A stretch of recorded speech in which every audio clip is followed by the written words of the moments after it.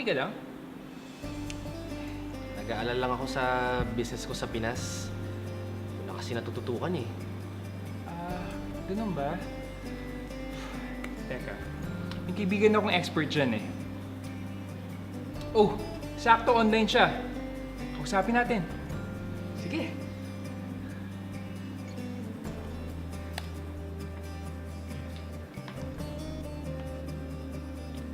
Oh, Jan, napatawag ka bigla.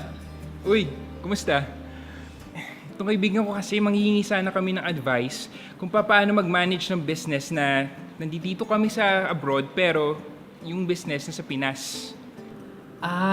Yung mga sinasabi mo, mga away from home business.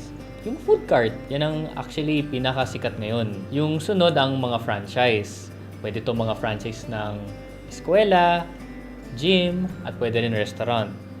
Okay. Yung pangatlo, ang auctioning.